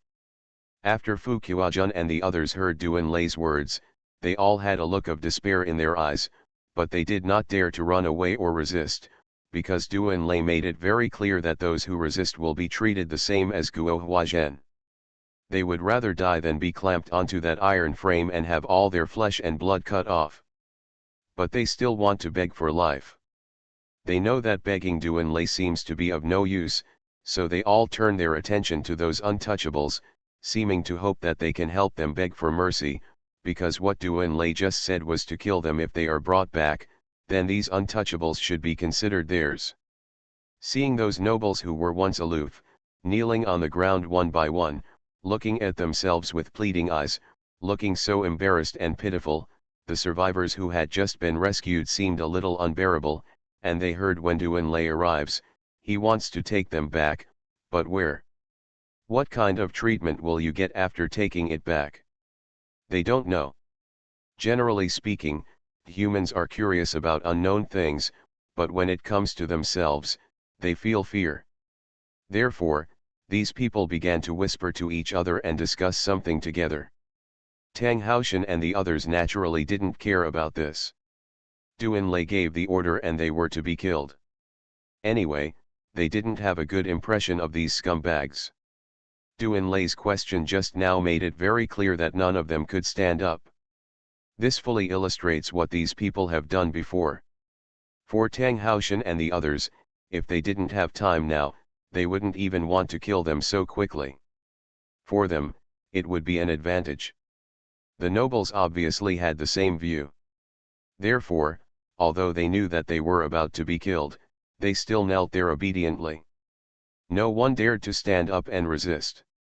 In the past few months, too many methods of torture have been researched, and all of them have been practiced on those untouchables. They didn't want to try any of those methods that were not aimed at killing, but were aimed at squeezing out the extreme pain that the human body could bear. But coincidentally, they had videos of these methods, and after they resisted, if they experiment their new inventions on themselves, they would rather choose a happy death. However, they still looked at the untouchables with pleading eyes, hoping to save their lives through their mouths, and the faces of the untouchables were also full of intolerance and anger. Poof, Lu Feng swung his sword and chopped off the head of one of them. Following Lu Feng's actions, other core personnel also joined the massacre, especially the Martian trio and other people who had entered. The people in the underground fortress have more or less seen some videos and know the truth of the matter. Naturally, they hate this group of inhumane guys. Fu Qiujun couldn't help but close his eyes when he saw Lu Feng walking towards him. He knew that he could not escape death. Perhaps, being able to die so happily was God's preferential treatment to him. Stop! Just when Lu Feng was about to kill the Mayor Fu with a knife, a roar suddenly came from among the untouchables. Lu Feng looked over in surprise and found that it was a middle-aged man in his 40s. Due to long-term hunger, this guy looked a little malnourished, his face was sallow, and his body was thin, but the two words he just shouted were full of anger and energy. Although Lu Feng looked at him, the other guardian warriors and Mars did not hold him in their mouths, because it was not Duan Lei who said it, and they would definitely not terminate Duan Lei's order because of outsiders' words, but Duan Lei saw that person after the movement, a flash of light flashed in his eyes, and he said in a deep voice, "Stop." After hearing Duan Lei's words, everyone in the Hope Base stopped killing. However, by this time, more than 100 people had died in their hands, and when they attacked, they were all aimed at the head. 100 people were on the scene. Multiple corpses lay scattered on the ground, looking very terrifying. How can you kill people casually? They are at fault. But the crime is not worthy of death? Moreover, why did you use such cruel methods to deal with Governor Guo? What's wrong with him? You can just kill him. What the hell? Do you have to be so cruel? Cut off all the human flesh. Do you know how painful it will be? The yellow-faced middle-aged man said angrily, compared with them, you are not only robbers, but also devils. What right do you have to steal our things? And kill our people? You want to take us back? What to do? Are you going to deal with us the same way you dealt with Mayor Guo? We won't follow them. We can't let them continue killing people. They should be the ones leaving. They are the robbers and the devils. The yellow-faced man turned around and shouted to the people behind him. Doomsday Special Forces. Author, Huanjing Chengzhu. Chapter 338. The words of the yellow-faced man were supported by the people around him. They also shouted, asking Duan Lei and the others not to kill anyone, and to get out. The voices sounded one after another, which made the people on Duan Lei's side feel angry and pathetic. Don't they know what these people have done to their relatives and friends? However, these people now have the confidence to call out Duan Lei and the others because they do not know Duan Lei and the others' fighting power, because in their feeling, it is not easy for them to appear, whether they are evolvers or enhancers. As for the scene when they came up and saw Guo Huazhen and the others kneeling on the ground, already controlled by Duan Lei and the others, they naturally attributed this to the small number of Guo Huazhen and the others and the hot weapons of Duan Lei and the others. And they are not familiar with the outside world now, because Duan Lei and the others are all wearing uniform camouflage combat uniforms, so these citizens think that Duan Lei and the others are the country's search and rescue team. Since they are members of the country, everything is easy to talk about. And during the time they were down there, although people among them were constantly being pulled away, because Guo Huazhen and the others had good reasons to prevaricate them every time, they had become accustomed to this. Even if they wanted to take action, at least there must be a reason. Now Duan Lei just asked a question and ordered the killings without announcing the charges of these people at all. Coupled with what Duan Lei asked that guy to do before, this group of ordinary citizens naturally regarded Duan Lei and the others as enemies, and some even dared not follow Duan Lei and the others away. Looking at these survivors who were accusing his own side with indignant expressions, Duan Lei suddenly felt a burst of sadness in his heart. He took a deep sip and suddenly shouted, "Shut up!" Hearing Duan Lei's shout, the citizens' voices gradually stopped laughing, and the yellow-faced man also said loudly, "Everyone, be quiet, let's listen to what he has to say." After the crowd calmed down, Duan Lei looked at these people and asked expressionlessly, "You mean these people shouldn't be killed, right?" "Yes. Even if they deserve to die, as long as his crime must be pronounced first and then executed. You can't kill so many people just because of your words. Even if they are at fault, they won't all deserve to die, right?" Yellowface the man said righteously. "Are you a judge?" Duan Lei asked, looking at the yellow-faced man. "No. But I know the law," the yellow-faced man replied, glaring at Duan Lei. "Okay. I don't have time to investigate their crimes one by one, and I'm not interested in pronouncing a verdict. Since you all said you won't kill them, okay. Then I won't kill them. Is that okay?" Duan Lei asked. Ah, the yellow-faced man didn't expect Duan Lei to be so easy to talk to, so he looked back at the people behind him and asked hesitantly, "Do you have to take us away?" "Not interested. Since you don't want to, forget it," Duan Lei waved his hand. "Then, can you tell me about the situation over there? Let's discuss it before deciding whether to go with you or not," the yellow-faced man asked again. "I'm sorry. I have changed my mind and don't want to accept you, so you don't need to know the situation there." Duan Lei refused, then waved his arm again. "Brothers, go down and move your things, and then leave." "No. You can't move the things away. Those are our things," the yellow-faced man shouted immediately. "Yours? I know. We won't enter the area where you are locked up, and we won't move your things away," Duan Lei said nonchalantly. "As for the things in other places, I think they belong to them." "Right," Duan Lei said, pointing to Fu Qiaojun's group who were kneeling on the ground. The yellow-faced man and the people behind him were immediately speechless, because in the area where they were locked up, there were no other supplies except bedding and toilets. Even the bedding was because the nobles were afraid that they would get sick and die. "I ran out of toys, so I threw them to them." "Then, you also want to ask them if they agree," the yellow-faced man said with a somewhat unnatural look on his face.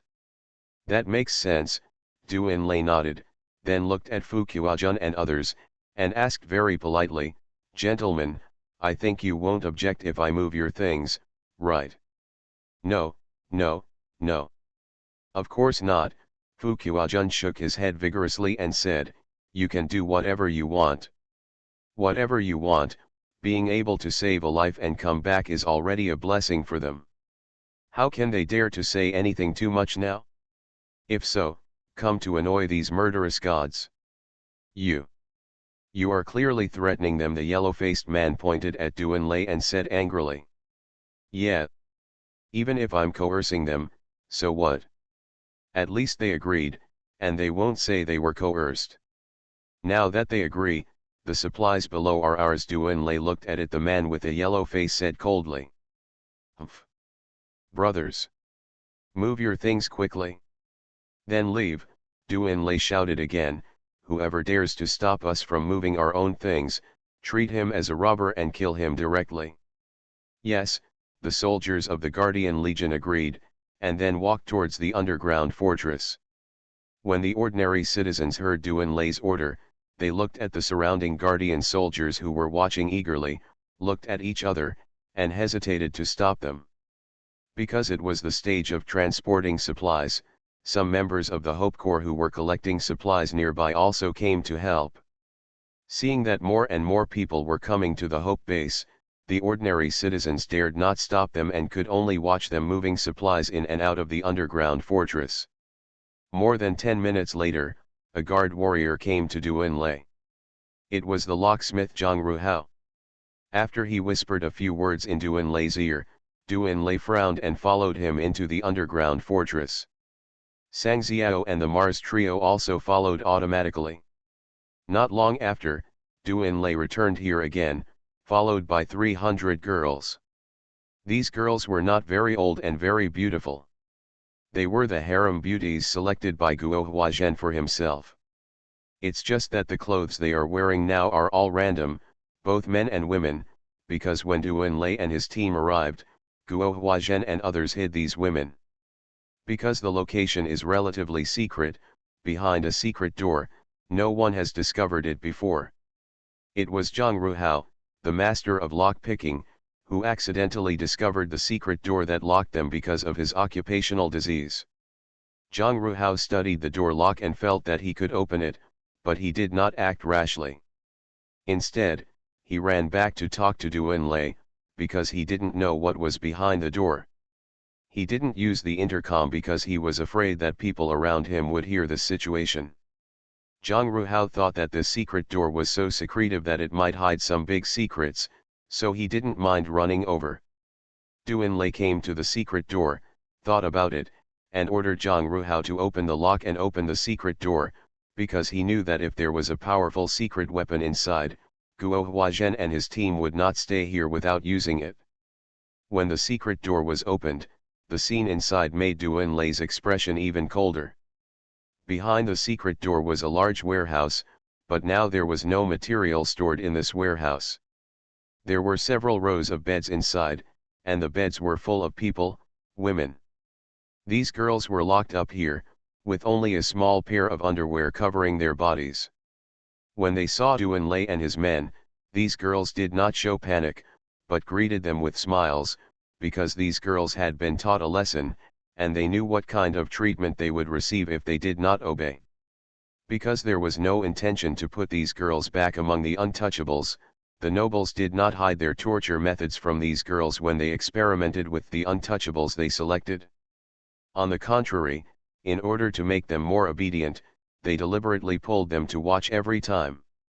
After seeing those cruel tortures, these girls knew what they should do, because those nobles told them that if they didn't obey, there was no need to keep them, and they would be used as their test subjects to see if women's tolerance was really stronger than men's. Especially when they saw the living skeleton whose whole body had turned into a skeleton, but could still walk around and shed tears in his eyes, these girls all collapsed. They became extremely well behaved and could meet all the requirements of those nobles. Moreover, they were used to wearing only a pair of underwear every day, walking around in the entire fortress, and serving any noble who waved at them at any time. But fortunately, because these 300 girls were all favored by Guo Huazhen, they were still lucky compared to those girls who were selected by other nobles after Guo Huazhen's selection. Because of Guo Huazhen's order, although they would be played by any noble, at least those nobles did not dare to torture them too much. Because of this, up to now, in this underground fortress, only these 300 people are still alive after being used as sex slaves. The other women have long been tortured to death. It was not until Duanlei and his men came to Juking City and were discovered by Guo Huazhen and his men that these girls were gathered together again and locked up here. Among them, a small half of the girls still maintained their innocence, because they were Guo Huazhen's women. Before Guo Huazhen tasted them, no one dared to touch them. Only those who Guo Huazhen had played with were put in the fortress and wandered around, becoming the public toys of those nobles. You are listening to Novels at Bless Up channel. Wish you happiness and luck. Please subscribe to receive new novels. How do you feel about this novel? Please like and leave a comment. Doomsday Special Forces. Author, Huanjing Chengzhu. Chapter 339. Now seeing Duanlei and others opening the door, these girls thought it was time to start working again. Except for the less than 100 who had not served Guo Huazhen, the other girls quickly got up from the bed and threw away the quilts were lined up in 2 lines, standing there wearing only simple underwear, giving Duanlei and the others a stiff smile. Seeing this erotic scene in front of them, Duanlei and the others had no desire in their hearts. Instead, they seemed to be blocked by something. Duanlei waved his hand, "Go back to bed and cover yourself with quilts." The girls looked at each other, but still obediently returned to their beds, but did not cover themselves with quilts. They all lay quietly on the bed. They seemed to have misunderstood Duanlei's meaning, so they all behaved there. Waiting. Duanlei shook his head, turned around and said to the Martian trio behind him, "Come here to find some clothes, and find more." Martian and the others hurriedly ran out. Fortunately, there were clothes in the underground fortress, so there was no need to run up to search in Juking City. After a while, Martian and the others came over with a few guardian soldiers. Everyone was carrying several large bags filled with all kinds of clothes. Duanlei waved his hand and asked them to send the clothes in and let the girls put them on. Martian and others were overjoyed and ran in happily and distributed all the clothes to the girls. Those girls may have been used to it. When they were told to put on their clothes, without saying a word, they stood up and put on the clothes thrown to them, which really made Martian and the others a feast for their eyes. However, because I didn't choose the clothes carefully when I picked them up, there were both men and women, but the girls didn't care. Some clothes were better than nothing. As for Mars, they didn't care anymore. Not wearing anything was the best. After all these girls got dressed, Duanlei explained the current situation to them in detail, and also introduced the Hope Base, and then let them choose on their own. Those who are willing to follow them back to the Hope Base will be allowed to go back to the Hope Base after they return. You can live a normal life and support yourself by your own means. If you don't believe in them, don't force them, just stay here. Without exception, these girls all chose to follow Duanlei back to the Hope Base because they all believed Duanlei's words. Just now, they were all waiting to sacrifice themselves, but these people did not pounce directly as they imagined. Instead of going to them, they stayed at the door, quietly waiting for those who went to get them clothes to come back.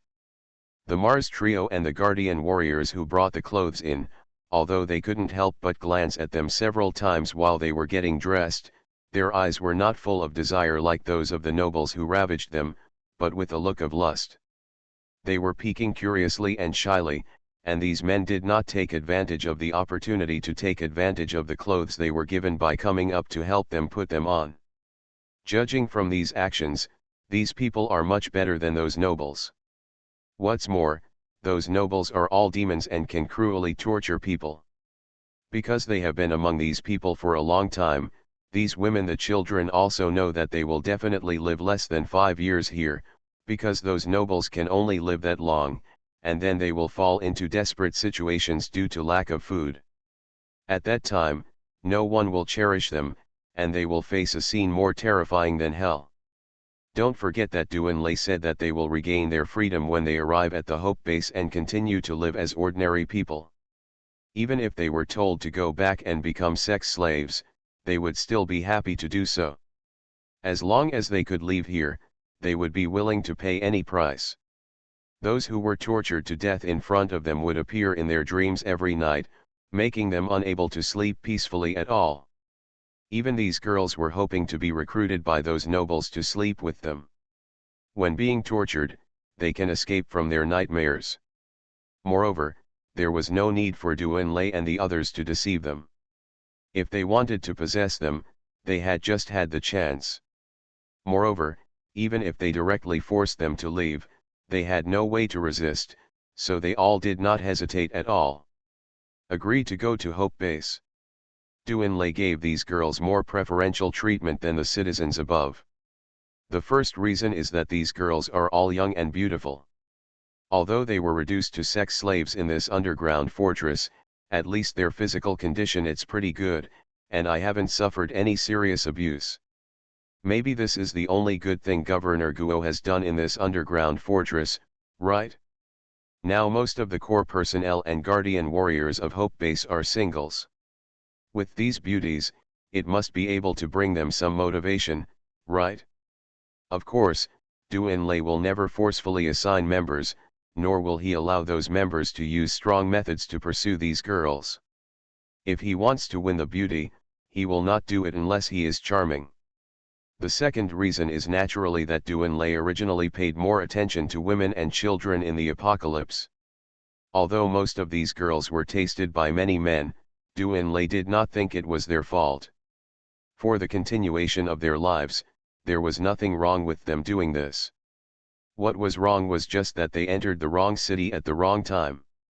After getting their answers, Doomsday brought the girls back to the ground and prepared to return to the Hope Base with the next batch of supplies. As for the nobles and untouchables, Doomsday did not intend to interfere. Since the untouchables liked those people so much, nobles, let them continue to live here. Doomsday doesn't want to force them. Doomsday has never been prepared to show mercy to people who are ungrateful. He hopes that these bad guys with a strong sense of justice will not regret their actions in the future. Even if they regret, it is useless. This is the path they chose, even if they are in the abyss. They can only jump down, others have no obligation to force them to turn back. What I didn't expect was that after Doomsday and the others appeared with the girls, the citizens became excited again, because they knew these girls and they had escaped together at the beginning, and at the end of entering this underground fortress, they in the previous month, this was still a civilized society, so they mostly talked to each other. No matter what the environment, beauties are always attractive, so of course these citizens have an impression of these girls. Now that they saw them following Doomsday to leave, they couldn't help but make a fuss. Xiao Shan, it's me. I'm Brother Chiang. What are you going to do? Don't follow them, they are demons. Come back quickly. Lily. Come to our side, they are in danger. Come on, Xiao Min. Let Brother Ang take a look at you. Long time no see, where have you been? Fairy. Where to escape? Give it back to my grandpa. The person who shouted the last words was not Calabash Boy, but a little boy about 10 years old. I don't know if it was because when the apocalypse happened, no children could run into the underground fortress, or because they were all regarded as experimental targets by the nobles. Among these ordinary citizens, there is only one underage child.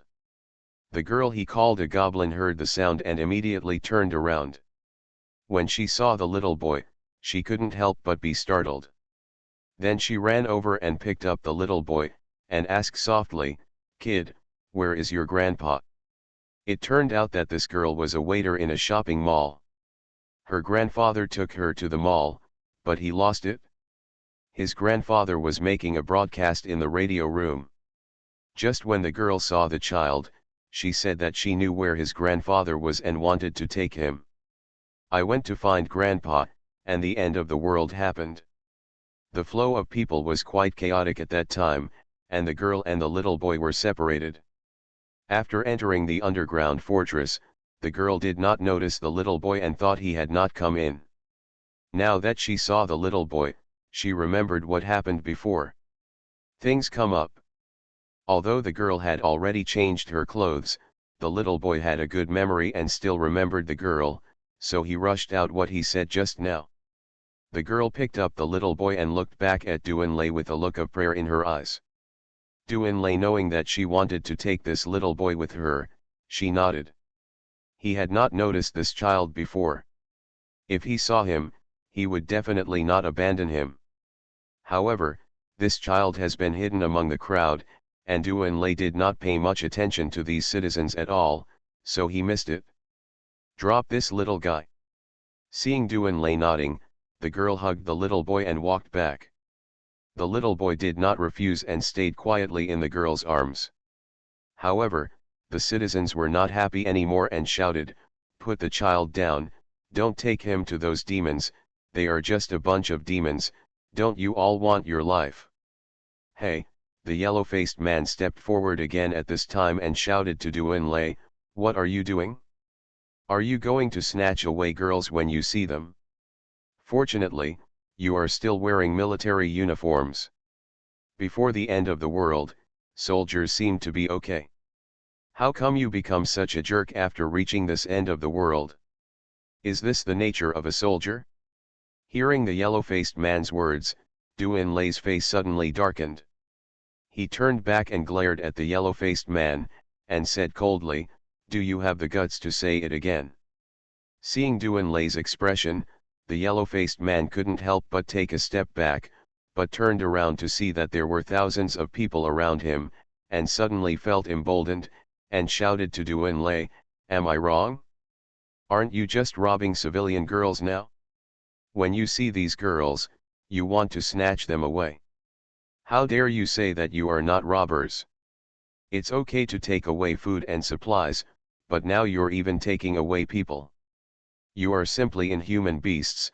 The yellow-faced man became more and more excited as he spoke, and finally even pointed at Doomsday's nose and cursed. Doomsday Special Forces. Author, Huanjing Chengzhu. Chapter 340. After listening to the yellow-faced man's words, Doomsday just looked at him coldly. From the yellow-faced man's eyes, Doomsday could see that this guy was not deliberately making trouble, but really wanted to help the people on his side, and he really regarded the people of Hope Base as bloodthirsty demons. That is why Doomsday did not kill this guy directly, but if this guy dared to spit shit and insult again, Doomsday would never hesitate and would kill him directly. Although Doomsday now only has the ability of an enhancer, it is definitely not a problem to kill this ordinary person. There is no shortage of such self-righteous people in the world. They are indeed not standing up for their own interests. Although they do this, they also have the intention of attracting attention, but at least their starting point is still good, but this kind of people are brainless. They only look at things roughly, without understanding anything, they start to speak nonsense and stand on the moral high ground to accuse others. No matter what others say, they only believe the half they see. Although they don't understand the whole story, they still think their understanding is completely correct, and they feel justified in their hearts, because they are not thinking about themselves, but for others. Doomsday has always hated this kind of people, so after they started to plead, Doomsday simply didn't kill them, and did everything you said, and Doomsday also gave up the idea of taking them back to the Hope Base. Such people don't want to come, and the Hope Base doesn't need them anyway. Brother Chen. You misunderstood, we voluntarily followed them, we are going to the Hope Base, and we won't stay here. As for the devils you mentioned, there are indeed here, but they are not them, but these beasts kneeling on the ground, The girl who walked behind Duanlei with the child in her arms took the initiative to speak without waiting for Duanlei to speak. "What? You volunteered?" The yellow-faced man was stunned, and then said, "Did they threaten you from below? Don't be afraid, if you don't want to leave, you don't have to leave, they dare not do anything to you."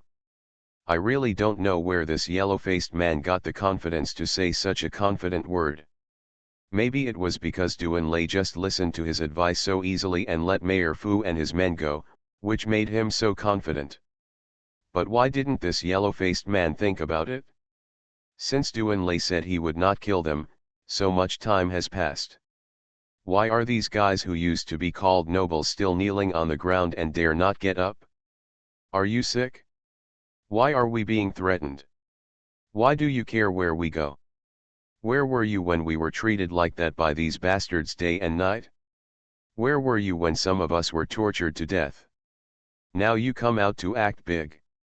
Are you a humming idiot?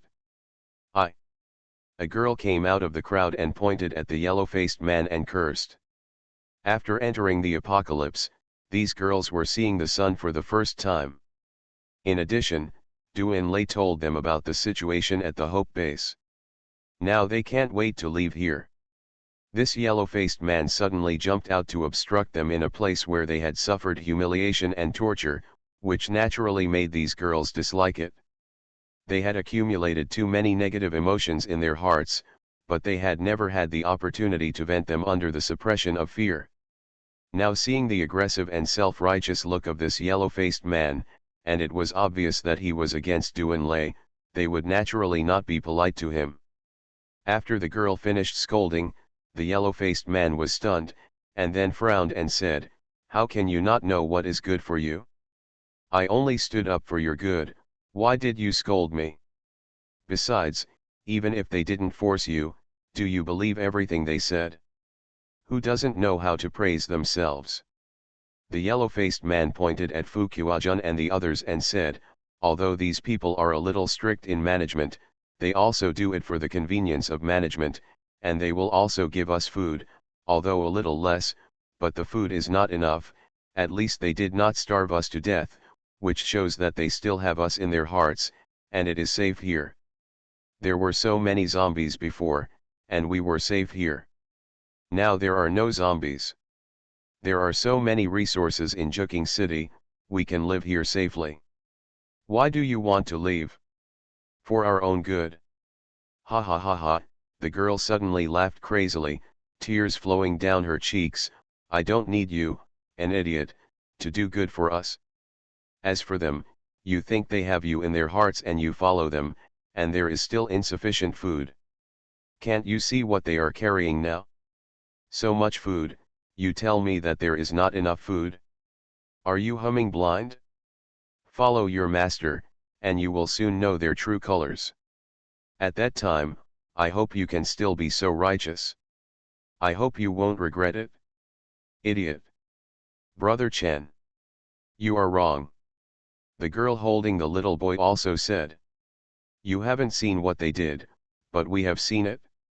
They don't starve you to death. One is because there is enough food, and the other is because they plan to stay underground for 5 years and are afraid that they will have no more fun, so they will give it to you. Food to feed you. Do you know where those people who were arrested for making mistakes went? They were all used as test subjects and tortured to death. No one survived, and everyone died in the same condition. It's so miserable, I still have nightmares when I think about it." Immediately afterwards, the girls behind them all joined in, and talked about everything they had experienced and what they had seen. When talking about these things, these girls all burst into tears and looked bleak. As if I have returned to those unbearable days. No. Impossible. The yellow-faced man and the people behind him saw their expressions change dramatically, and they shook their heads in disbelief. "You. Stand up. Tell them whether what those girls said is true," Duanlei said coldly to the National Army. Fu Qiujun stood with an ugly expression, looked at the yellow-faced man and the people behind him, nodded with difficulty, and said softly, "I'm sorry. I'm sorry." I drafted it. Just excuse me, the yellow-faced man roared, and then shouted, kill them. The people behind him shouted in unison, and swarmed forward together, intending to kill these demons in human skin. Bang, bang, bang, the sound of gunshots suddenly rang out, and the bullets hit the ground in front of them, causing these people to stop immediately. What are you doing? The yellow-faced man looked at Doomsday and roared. It was the Guardian soldiers who fired. Just when these people were about to rush forward, Doomsday made a gesture, and the guns in the hands of the Guardian soldiers rang out, blocking the steps of these people. Nothing, Doomsday said coldly. Then why did you shoot? We are going to kill such demons, why are you still protecting them? The yellow-faced man continued to say angrily. We have just started killing these demons. Didn't you stop us? Doomsday's answer made the yellow-faced man stunned and speechless. Yes, Doomsday and the others had just started killing people. And killed more than 100 people. If they had not stopped Doomsday with their righteous words, these people would have died long ago. Didn't we know this before? The yellow-faced man argued. You, before Doomsday could say anything, Lu Feng shouted angrily, I don't know. I don't know what the hell you were doing there just now. I don't know why you are stopping us.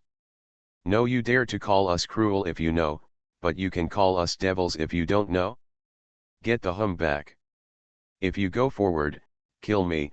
Lu Feng suddenly waved his hand and shouted loudly, and the surrounding Guardian soldiers responded in unison, yes. The faces of the yellow-faced man were quite ugly now, with their faces turning blue and white. After a while, the yellow-faced man managed to squeeze out 3 words from his mouth, I'm sorry. I'm sorry. I drafted it. Just apologize, okay, Doomsday said coldly.